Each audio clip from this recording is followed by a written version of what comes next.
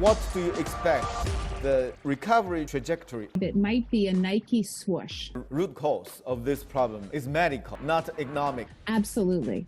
But we have to pay people to stay home. The Fed and the Treasury versus disease and the recession. Who will win? I don't think you can fight the Fed. Do you agree that this is a start of the end of dollar's supremacy? It's just hard to have that visibility at this point. What will be the permanent changes? I'm pretty convinced does not continue after the pandemic is over is online education. You suffered a lot. You have 3 children.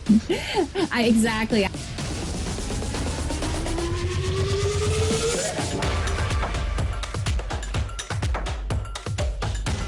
Thank you very much for your time to do the Top Invest Talk virtually. So first of all, where am I getting you today?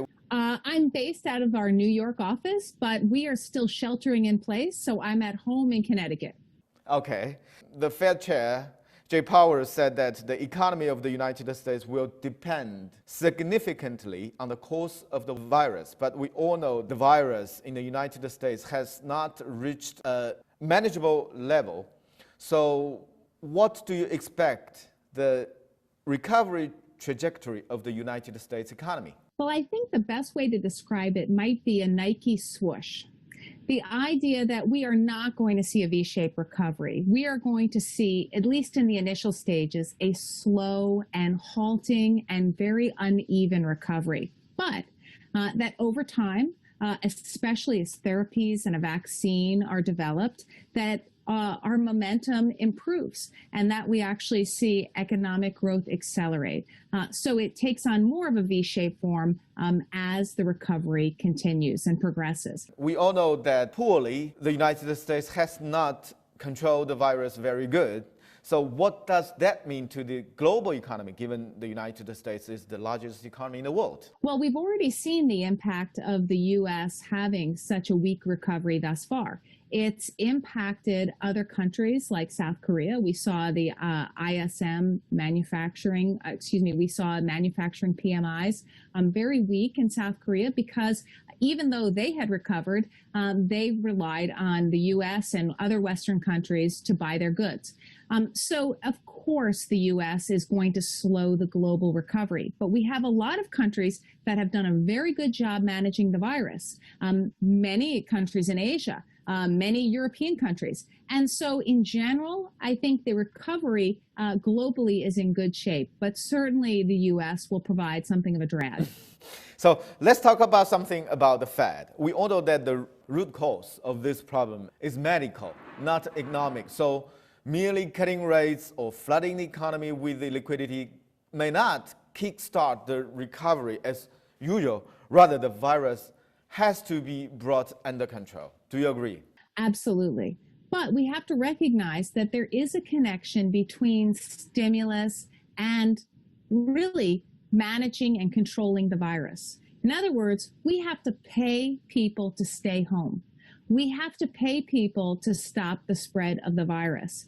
And how do we do that? By providing adequate fiscal stimulus. Many people can't go to work, and that's okay because our number one priority is to control the spread of the virus. So that means we need to have adequate fiscal stimulus. I think some countries have done a better job than others of understanding that concept and really paying for it. We need help from the Fed, from the Treasury, but how far will they go? Well, I think what we've heard from the Fed is that they will do whatever it takes. I think that what we've heard from Jay Powell is him channeling his inner Mario Draghi.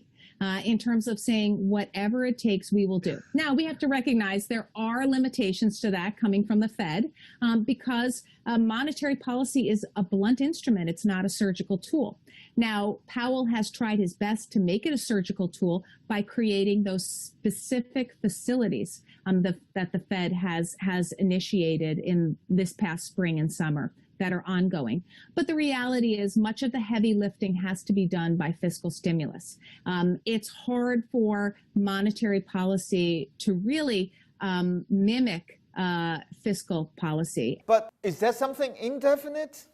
Yes and no. I think that the Fed is willing to keep the punch bowl out, so to speak, and actually keep adding to the punch bowl until we see a significant improvement in the prognosis for COVID-19. And by that, I mean the development of a vaccine that can be utilized, that is safe and effective, or some very effective therapies. Until then, I think the Fed is ready to give whatever it can. You mentioned the economic recovery will be like a Nike swoosh, but we see the V-shaped recovery in the stock market. So do you have any concern of the decoupling of the Main Street and Wall Street? I'm not concerned because we've seen this before. Those of us who have lived through the global financial crisis saw this exact phenomenon happen, where essentially the Fed decoupled the stock market from the economy, and the economy had a much slower recovery than the stock market did. I'm not surprised that there's a decoupling, and I think that that is just one of the unintended consequences, or perhaps intended consequence, of this kind of massive monetary stimulus. Do you think the market is performed too okay? I think that the stock market recognizes the threats posed by this virus, but it is not manifesting itself in stock prices. Instead, it is manifesting itself in leadership. And that's why we've seen the more defensive names, the more secular growth names, especially technology, perform so well. That's recognition that we are not going to see a V-shaped recovery. If there was an expectation of a V-shaped recovery by the stock market, then we would see cyclicals and smaller cap names take leadership positions and stay there. Let me put my question in this way. Do you see any risk of correction at the second half, or maybe a sizable one? I think there is a risk of a correction. I don't think it's going to be a massive correction, but absolutely, because I think the stock market has come to expect a vaccine sooner rather than later. And when I say sooner, I think there are some investors on Wall Street that expect a vaccine by September. And I think that might be a bit too optimistic. So certainly there is the opportunity for dismay. There's certainly the opportunity for sell-offs in this environment, and I wouldn't be surprised to see that in the third quarter. Having said all that, though, I think there is a massive put under the stock market that would prevent a really giant sell-off. There are some positives and negatives in the market. In short, titanic forces are arrayed against each other, which means that the Fed and the Treasury versus disease and the recession. So who will win? I don't think you can fight the Fed. My guess is that the Fed wins. Certainly the Treasury is helping, but to me, the Fed is just so mammoth and powerful. You mentioned a lot of times about the vaccine. Goldman Sachs, it's a quote, word by word, that a vaccine could append markets, sparking a sell-off in bonds and a rotation out of tech stocks. Do you agree? Yes, I do. And here's why. We've already seen that happen on certain days where we get good news about vaccine development. For example, the other day when we heard that Russia had developed a vaccine, that was a day in which there was a rotation to the more cyclical names, the smaller cap names. And that's what happens. That's a microcosm of what we could very likely see if we do actually get a credible vaccine. We see that during the past 5 months, the US dollar depreciated 9%. Do you think, is that a cost of this monetary expansion? I do think it's a cost of the monetary expansion, but I think there are other factors at work as well. There is also, of course, this massive fiscal stimulus. And more even than the fiscal stimulus we've seen, of course, is the fact that the United States has been growing debt over the last few years. And that is creating a certain level of concern in markets. Do you agree that this is a start of the end of dollar's supremacy? I think it's too hard to make a call on that right now. I have to say that I've been worried about the dollar before, and it has pleasantly surprised me. So it could easily happen again. It's hard to have that visibility. but there's always the possibility that it could be the beginning of the end. I'm just not ready to say that at this point. Finally, let's talk about something about the legacy of this pandemic. After the outbreak of this pandemic, we see a lot of changes in a lot of things, our lives, maybe the government policies. So what will be the permanent changes? What are the transitory changes? What are the lasting ones? I think that's a great question. And it's one that I spend a lot of time thinking about. And I believe it's clear that many of the trends that we've seen over the last decade have accelerated as a result of the pandemic. And that doesn't change.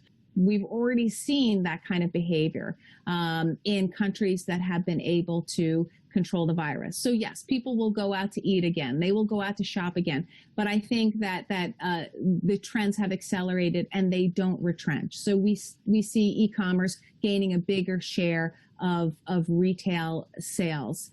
Things like that continue. One area that I'm pretty convinced does not continue after the pandemic is over is online education. I think everyone has come to the conclusion. Yes, exactly. I think that I think every parent has come to the conclusion their children are better off in school. They may not be better off now because the virus isn't under control, but I can guarantee you that as soon as a vaccine comes out, everyone will be doing back to school shopping and happy to put their kids on a school bus and never relive the online education nightmare from their homes. So you will never invest anything like online education? Well, I'd have to see what it is. Maybe it can work for older age groups. So thank you, Kristina. Thank you very much for your time to do this. Thank you. It was my pleasure, Ivan.